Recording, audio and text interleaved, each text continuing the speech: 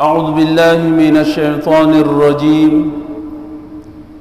بسم الله الرحمن الرحيم. السلام عليكم ورحمة الله وبركاته.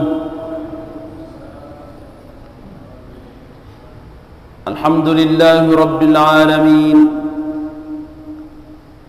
والصلاة والسلام على أشرف المرسلين سيدنا ونبينا محمد أبي القاسم الأمين وعلى آله وصحبه أجمعين. اللهم أصلح أمة محمد صلى الله عليه وسلم، فرج عن أمة محمد صلى الله عليه وسلم، وارحم أمة محمد صلى الله عليه وسلم، وانشر واحفظ وأيد نهضة الوطن في العالمين بحق محمد صلى الله عليه وسلم.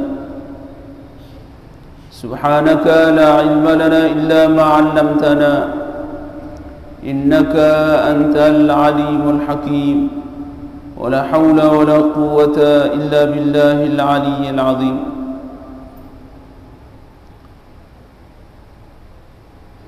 قال الإمام أبي عيسى محمد بن عيسى بن سورة الترمذي رحمه الله تعالى وأدام النفع بعلومه وعلوم جميع مشايخنا في الدارين آمين. باب ما جاء في اتكاء رسول الله صلى الله عليه وسلم.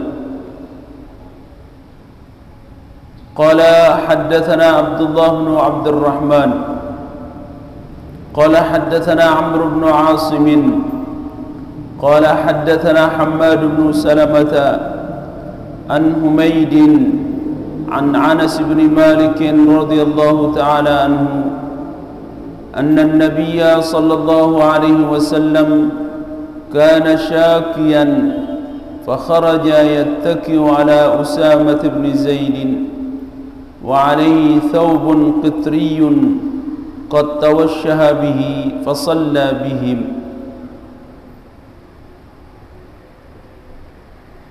صدق الله العظيم وصدق رسولنا الكريم، ونحن إن شاء الله من الشاهدين والشاكرين. Al-Mukarramun, bapak-bapak, para tuan guru yang sama-sama kita muliakan dan hormati, para asatidz, tokoh agama, tokoh masyarakat, tokoh pemuda yang saya hormati pula. Singkatnya, hadirin wal hadirat rahimakumullah. Tidak henti-hentinya yang ngajak kita semua untuk senantiasa memanjatkan rasa syukur kehadirat Allah Subhanahu wa taala. Syukur alhamdulillah kita masih diberikan kesempatan hidup oleh Allah Subhanahu wa taala. Hidup dalam keadaan sehat walafiat. Hidup dengan iman dan Islam. Mudah-mudahan Nabi yang belum kami lakukan niki akan menjadi tambahan amal ibadah kita untuk perbekalan kita setelah kehidupan dunia niki. Amin ya rabbal alamin.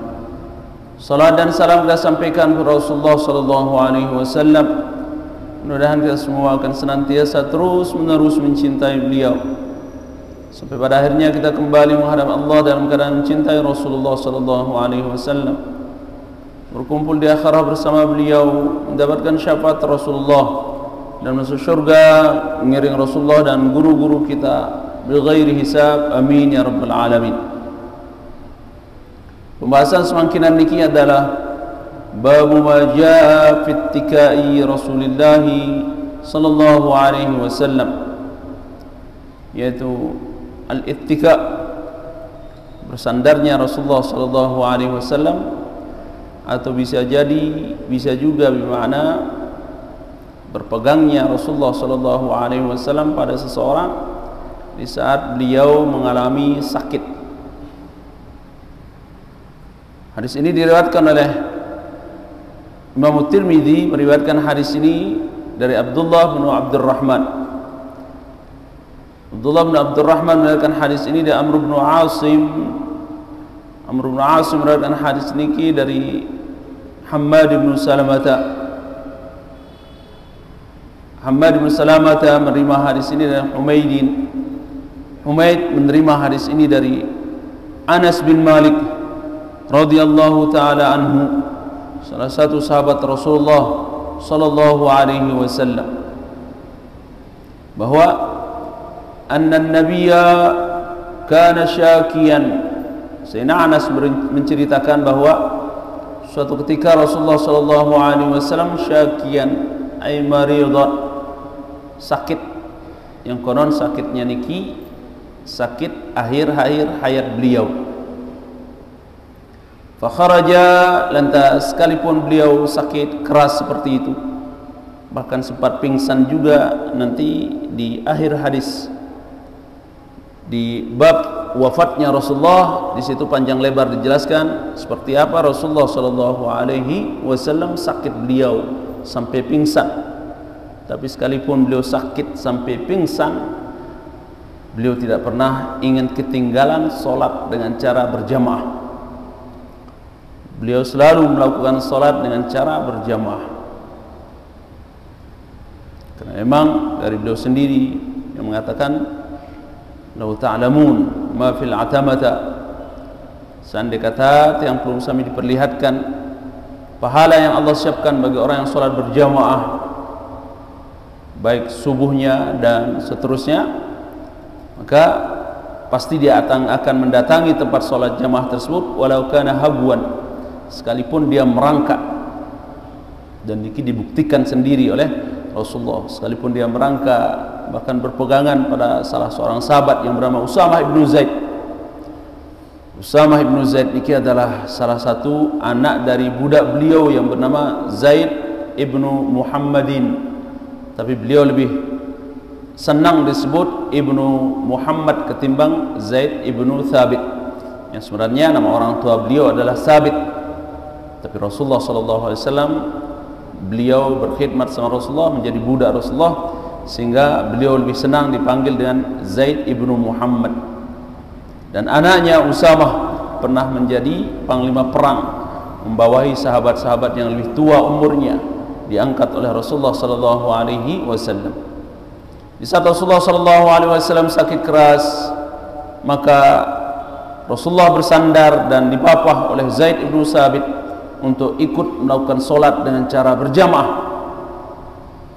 Pada saat itu Rasulullah menggunakan wa alaihi thawbun kitriyun. Rasulullah menggunakan pakaian yang tebal, naun minal burud fiha hamratun, jenis pakaian dingin yang ada corak-corak merah pada pakaian tersebut. Maka Rasulullah SAW menggunakan pakaian itu, berpegangan pada Zaid bin Usamah bin Zaid bin Thabit, dan keluar mengikuti salat jamaah sambil qad tawashshaha bihi. Tawashshaha bermakna wada'a syai'un fawqa mankibaihi. Rasulullah meletakkan sal ya di pundak beliau seperti ini ki. Fasalla bihim, lantas Rasulullah SAW ikut solat bersama sahabat. Niki di akhir-akhir hayat Rasulullah SAW, sekalipun sakitnya parah seperti itu, bahkan beliau perintahkan Siti Aisyah untuk memerintahkan ayahnya Sayyidina Abu Bakar menjadi imam di saat beliau sakit parah itu. Sakitnya Rasulullah SAW masih terasa akibat dari beliau makan daging kambing yang disiapkan oleh seorang perempuan yang bernama Zainab ibnu Harith pada waktu perang Khaybar tahun ke-7. Zainab ibnu Harith niki bertanya sebelumnya terhadap orang muslim, Muhammad Rasulullah, makanan apa yang paling dia senangi? Akhirnya ada yang beritahu bahwa Rasulullah sangat senang memakan kambing, kaki kambing sebelah kanan di depan. Artinya itulah yang disajikan terhadap Rasulullah, tapi daging kambing niki sudah ditaburi dengan racun.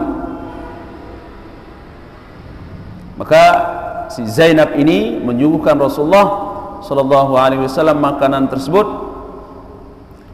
Begitu Rasulullah makan, maka ada salah seorang sahabat yang bernama Bishr bin Barra ikut makan daging niki dan langsung menelannya. Begitu beliau melihat Rasulullah makan daging niki, Bishr bin Barra niki ikut mengambil daging itu dan makannya. Begitu Rasulullah mengunyah daging ini, tiba-tiba daging niki bisa bicara. Niki antara salah satu mukjizat Rasulullah. Daging niki bicara di dalam mulut Rasulullah yang sudah dimasak. Ya. Mengatakan bahwa saya sudah ditaruhkan racun oleh seorang perempuan tadi. Akhirnya Rasulullah langsung memuntahi daging niki. Tapi akibat racun niki sudah masuk ke dalam rongga Rasulullah sallallahu alaihi wasallam. Sakit itulah yang beliau bawa terus menerus. Bahkan Sayyidina sendiri menceritakan bahwa lidahnya Rasulullah sallallahu alaihi wasallam terbakar akibat racun yang ditaburkan oleh seorang perempuan pada daging kambing tersebut. Disaksikan dan dilihat oleh Sayyidina Anas bin Malik bahwa lidahnya Rasulullah itu bahasa kita gosong, ya, terbakar akibat daging tersebut. Adapun Bishr bin Barra niki langsung menelan daging itu, pada saat itu juga langsung meninggal akibat racun yang sangat keras sekali. Akhirnya Rasulullah merintahkan untuk membawa perempuan ini. Mana perempuan itu? Akhirnya diambil dan diinterogasi oleh Rasulullah. Kenapa Anda meracuni saya, menaruhkan racun di daging ini? Maka perempuan ini mengatakan, saya ingin tahu kalau memang Anda adalah seorang Rasulullah, maka Anda akan selamat dari racun ini. Tapi kalau Anda seorang raja, maka kami akan selamat dari Anda, kata Zainab ini. Maka Rasulullah membebaskannya. Tapi karena ada sahabat yang mati gara-gara racun itu, maka Zainab niki juga tetap dihukum pancung, dihukum qisas, karena ada yang meninggal sahabat Rasul, yaitu Bishr bin Barra akibat racun itu. Akibat racun itulah yang dirasakan oleh Rasulullah sampai akhir hayat beliau. Jantung beliau luar biasa, sakitnya luar biasa, sampai-sampai beliau selalu minta air untuk mendinginkan rasa panas dan rasa sakit yang beliau alami. Di samping beliau ada tempayan tempat air, bejana tempat air, sehingga beliau selalu menaruh tangannya di situ sambil mengusap mukanya dengan air itu supaya tidak terlalu panas akibat dari racun itu. Cuman karena racun itu sudah merasuki tubuh beliau, jantung beliau sudah terbakar, akhirnya itulah yang menyebabkan beliau mati di pangkuannya Siti Aisyah radhiyallahu taala anha. Teman sekalian, seperti itulah Rasulullah. Padahal Rasulullah sudah jelas dalam Al-Quran Allah sebutkan, wallahu ya'simuka minan nas, wallahu ya'simuka minan nas. Allah yang akan memelihara Anda, wahai Rasulullah. Maka tidak turunnya ayat ini, beliau tidak membuat pengawal. Yang sebelum turun ayat ini selalu beliau dikawal kemana-mana, tapi setelah turun ayat ini beliau tidak ingin dikawal lagi, karena langsung pemeliharaan, kawalan dari Allah Subhanahu wa ta'ala. Tapi sekalipun seperti itu, akibat kehasatan orang, Rasulullah sendiri, ya, dalam pemeliharaan Allah Subhanahu wa ta'ala kena juga, bahkan hampir mati waktu perang Uhud. Begitu juga waktu perang Khaybar, hampir mati, beliau diracuni. Begitu juga waktu Fathu Makkah, setelah selesai Fathu Makkah tahun ke-8, langsung ke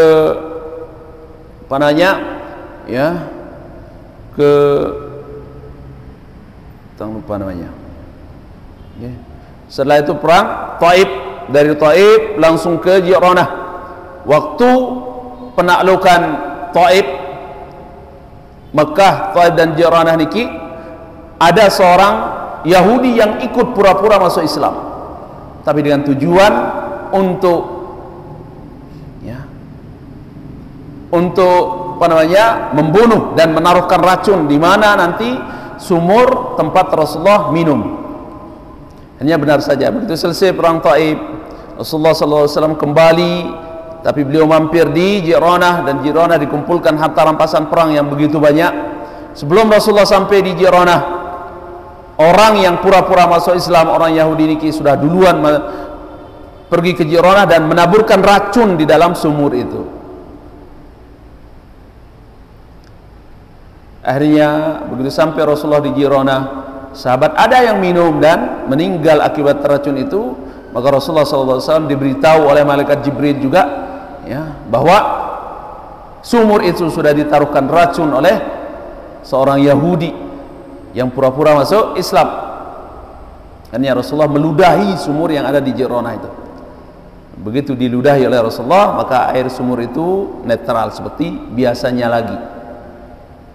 Sebenarnya banyak di antara jamaah-jamaah yang tabarukan dengan air Jiranah, katanya untuk melancarkan kelahiran, karena air sumur itu sudah diludahi oleh Rasulullah SAW.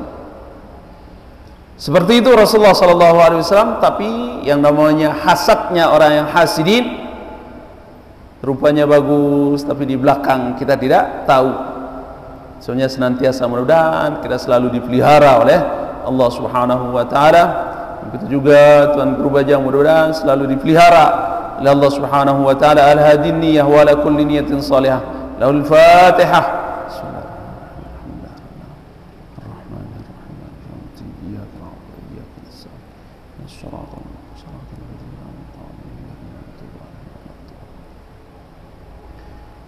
Maka Rasulullah SAW sekalipun nanti di hadis yang terakhir, sekalipun Rasulullah SAW pingsan, panjang hadisnya niki di bab wafatnya Rasulullah SAW. Rasulullah pingsan, bangun, tapi yang pertama kali ditanyakan begitu bangun dari pingsannya. Begitu Rasulullah bangun dari pingsannya, beliau bertanya, apakah sudah masuk waktu? Sahabat mengatakan, ya Rasulullah sudah masuk waktu. Maka Rasulullah merintahkan, wahai perintahkan Bilal untuk memandangkan azan. Maka Bilal pun memandangkan azan. Setelah itu beliau pingsan lagi akibat dari racun yang ada pada tubuhnya itu. Tapi sekalipun begitu pingsan, bangun, lantas beliau berwudu dan keluar menemui para sahabat untuk ikut salat berjamaah. Bahkan di saat beliau Rasulullah SAW sakit parah seperti itu, ada bejana yang air dia taruh di situ, dia taruh tangannya di air itu biar tidak terlalu panas, sambil membaca Allahumma inni ala munkaratin, atau Allahumma inni ala syakaratil maut. Ya Allah, bantu kami dari sakitnya sakaratul maut. Karena sakitnya sakaratul maut dirasakan sendiri oleh Rasulullah SAW, bagaimana sakitnya sakaratul maut. Innal mauta la sakarat. Kematian itu ada masa-masa di mana sakitnya luar biasa. Karena dari semua mifsol, persendian-persendian yang ada pada tubuh kita ini, kurang lebih sekitar 360 persendian. Dari sana ruh yang perlu usaha miliki agak keras ditarik oleh malaikat, membuat sakitnya luar biasa. Maka begitu Nabi Isa membangunkan Syam bin Nuh setelah 40 tahun meninggal, begitu Nabi Isa membangunkan Syam bin Nuh terbangun dan terkejut, apakah hari kiamat sudah datang? Maka Nabi Isa mengatakan belum, cuma saya ingin bertanya, bagaimana anda merasakan sakaratul maut? Kata Syam bin Nuh, saya sudah meninggal 40.000 tahun, tapi sampai sekarang ini masih saya rasakan sakitnya sakaratul maut. Sakitnya sakaratul maut seperti mengeluarkan minyak dari kelapa. Begitu pelungguh petik kelapa, maka langsung keluar minyaknya. Enggak kan? Begitu pelungguh petik kelapa, ya dipanges dulu bahasa saya, pisahkan antara kambut dan tangkelnya. Setelah dipanges baru pelungguh letik. Setelah didetik baru dirincik dulu. Setelah dirincik baru pelungguh parut. Setelah diparut baru ditaruhkan air, lantas diamas keluar, baru keluar apa namanya, santannya. Pisah antara santan dengan geguenya. Setelah itu baru pelungguh taruh di atas api. Apakah cukup 50 menit, 1 jam? Tidak cukup kan? Orang nyalang itu biasa sampai 2 jam, 3 jam baru berpisah antara minyaknya dengan tai lalanya. Sakitnya sakaratul maut jauh lebih sakit dari itu kan? Maka Nabi Musa ditanya oleh Allah Subhanahu wa taala setelah meninggal. Padahal Nabi Musa ini meninggalnya dalam keadaan dibawakan bunga dari surga, dalam keadaan tidak sadar. Yang awalnya begitu melihat malaikat Jibril menggali lubang, yang lubang itu sangat indah, dipenuhi dengan emas, permata, mutiara lubang itu. Maka Nabi Musa berkata, wahai Jibril, apakah saya boleh mencoba lubang yang begitu indah ini? Untuk siapa wahai Jibril? Lubang ini adalah untuk kekasih Allah, orang mencintai Allah dan orang yang dicintai oleh Allah. Apakah boleh saya coba? Silahkan. Akhirnya Nabi Musa masuk ke dalam lubang itu. Begitu masuk ke dalam lubang niki, baru datang malaikat Israel. Begitu datang malaikat Israel, Nabi Musa terkejut dan bangun. Ya. Lantas Nabi Musa bertanya terhadap malaikat Israel. Ini kisahnya di dalam surah Al-Baqarah. Ya. Maka Nabi Musa bertanya, untuk apa anda datang ke sini? Jawab malaikat Israel, saya diperintahkan oleh Allah untuk mencabut nyawa anda. Konon Nabi Musa menempeleng malaikat Israel sampai keluar matanya. Lantas malaikat Israel kembali ke Allah, ya Allah, engkau utus saya terhadap orang yang tidak ingin mati, tidak ingin dicabut nyawanya. Oh kalau begitu sekarang turun lagi. Ya, turun lagi wahai Israel, katakan terhadap kekasihku, ya, Nabi Musa, mau hidup lama. Kalau dia mau hidup lama, maka cari sapi dan taruh tangannya di atas sapi itu. Seberapa banyak dia pegang bulu sapi itu, maka 1 helai bulu sapi akan ditambah umurnya 1 tahun. Maka malaikat Israel kembali turun, membuat Nabi Musa terkejut lagi. Anda mau apa? Bukan, saya tidak menjauh nyawa anda, tapi saya diperintahkan oleh Allah, kalau anda ingin panjang umurnya, maka taruh tangan anda di atas sapi dan jalankan 1 helai yang terpegang oleh tangan anda bulu sapi, maka akan bertambah umur anda 1 tahun. Akhirnya berpikir Nabi Musa, ya, berapa banyak 1 tangan saja ada berapa ribu rambut bulu yang akan terpegang. Maka Nabi Musa mengatakan, ya, setelah sekian lama bertambah umur saya, lantas apa? Ya mati, kata siapa namanya? Nabi Musa. Nah, Israel, malaikat Israel, ya mati. Oh kalau begitu silahkan, tidak apa-apa, sekarang cabut nyawa saya, tapi tolong jangan sampai saya merasakan sakit, kata Nabi Musa. Israel bingung, kembali ke Allah, ya Allah, mau dia, Nabi Musa mau dicabut nyawanya, tapi dia tidak ingin merasakan sakit. Selama ini saya mencabut nyawa hambamu, selalu kesakitan luar biasa. Bagaimana caranya? Hanya Allah, gampang. Silahkan ambil bunga surga, bawa turun, baru nanti cabut nyawanya Musa. Akhirnya malaikat Israel pergi ke surga dan mengambil bunga surga, turun membawa bunga. Belum sampai bunga itu, Nabi Musa sudah terlena, ketiduran. Di saat terlena itulah baru dicabut nyawanya oleh malaikat Israel. Setelah meninggal baru ditanya oleh Allah, wahai Musa, bagaimana anda merasakan sakaratul maut? Kata Nabi Musa, seperti dikuliti hidup-hidup. Seperti dikuliti hidup-hidup, sakitnya sakaratul maut. Adapun Nabi Daud, karena bersahabat dengan malaikat Israel, dia minta terhadap malaikat Israel untuk merasakan bagaimana rasanya kematian itu. Hanya Nabi Daud minta, wahai Israel, mohon saya ingin merasakan bagaimana rasanya sakitnya kematian itu. Tapi nanti setelah keluar, tolong secepatnya kembalikan lagi ruh saya ke dalam jasad saya. Artinya malaikat Israel mencabut nyawanya Nabi Daud. Setelah keluar baru dimasukkan lagi, ditanya oleh malaikat Israel, wahai Daud, bagaimana anda merasakan sakaratul maut? Kata Nabi Daud, seperti dipotong menjadi 70 bagian dalam keadaan hidup-hidup. Sakitnya sakaratul maut jauh lebih sakit dari itu. Maka Rasulullah selalu membaca doa, Allahumma inni ala munkarat, atau Allahumma inni ala sakaratil maut. Allah bantu kami dari sakitnya sakaratul maut. Kalau para nabi saja seperti itu, apalagi yang pelugum sami kan. Tapi insyaallah sakitnya sakaratul maut sakit membawa nikmat setelah itu, insyaallah. Sebenarnya Rasulullah mengajarkan tiang pelugum sami doa seperti doa tadi, Allahumma inni ala sakaratil maut.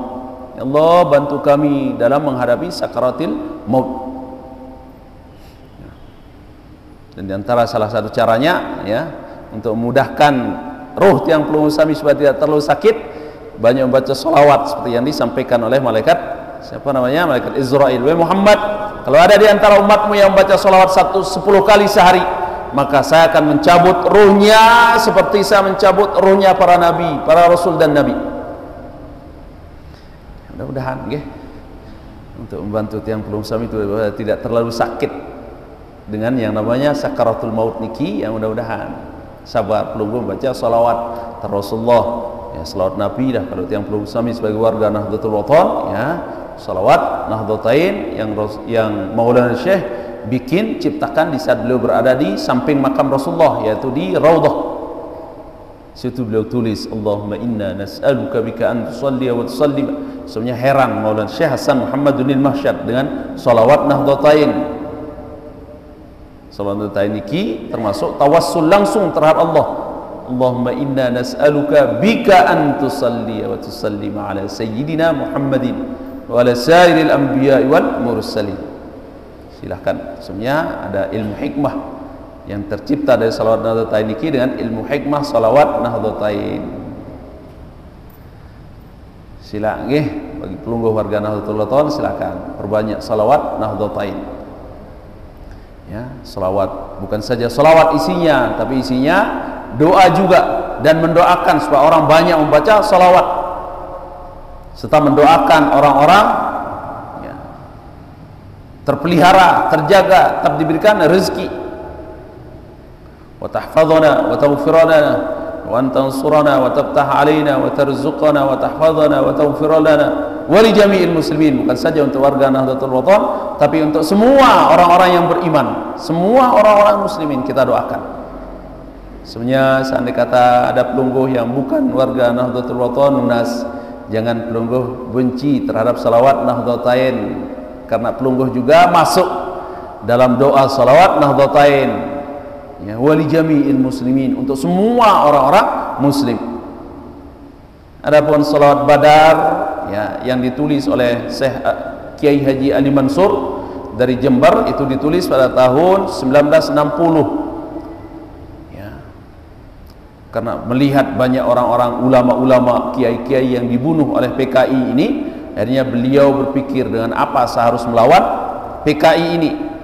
Akhirnya beliau malam-malam menulis salawat Badar niki. Kisahnya sangat luar biasa, kisah Kiai Haji Ali Mansur menulis salawat Badar niki. Yang tadi sudah kita baca, tapi tidak apa-apa kita ulang. Salatullah salamullah ala Taha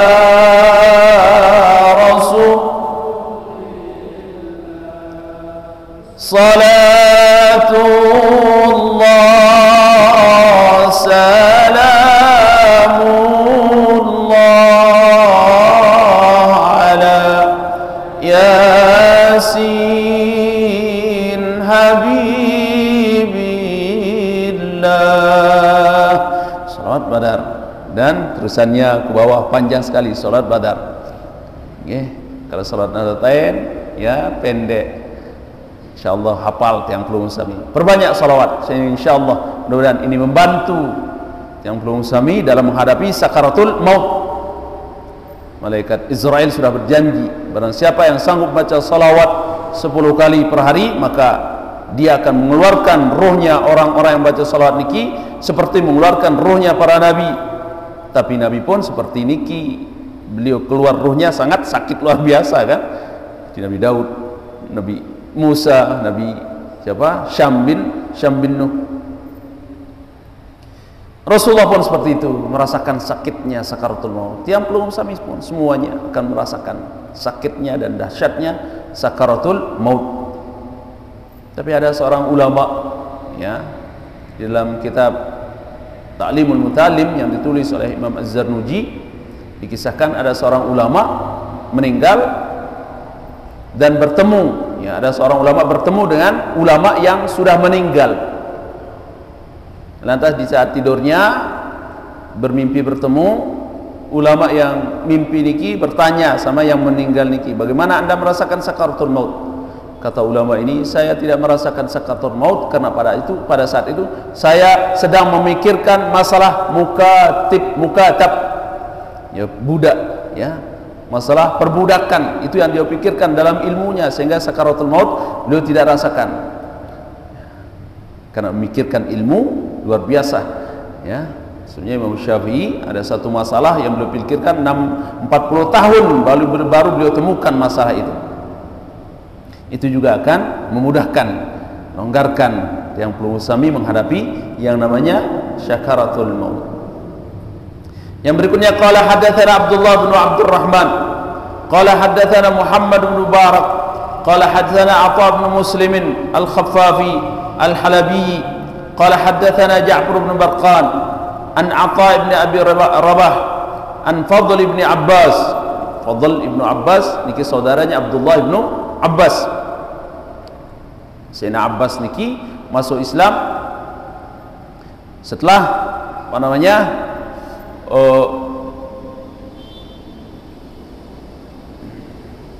setelah perang Uhud, karena waktu perang Badar beliau juga menjadi tawanan, ya. Waktu perang Uhud beliau tidak ikut berperang, beliau yang mengutus utusan untuk memberitahu Rasulullah bahwa pasukan orang Quraisy jumlahnya sekian akan datang menyerbu anda, yaitu Sayyidina Abbas. Pada saat itu belum dia masuk Islam, ya. Dan setelah masuk Islam, beliaulah Sayyidina Abbas lah yang memandikan Rasulullah sallallahu alaihi wasallam.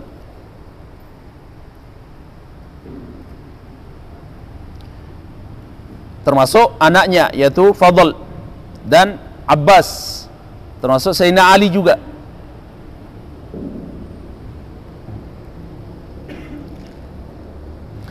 Jadi di saat Rasulullah SAW meninggal, dimandikan oleh Sayyidina Abbas, paman beliau, termasuk Fadl, misalnya Abdullah bin Abbas juga ikut, begitu juga Sayyidina Ali.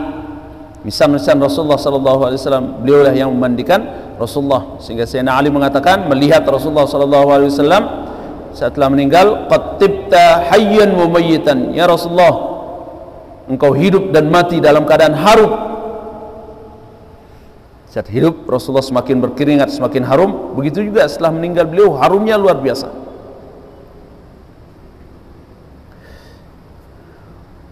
Jadi Fadl beliau menceritakan, dakhaltu ala Rasulillah sallallahu alaihi wasallam, saya masuk ke rumahnya Rasulullah sallallahu alaihi wasallam fi maradihi alladhi tufiya fihi, pada saat dia sakit yang hampir-hampir beliau meninggal.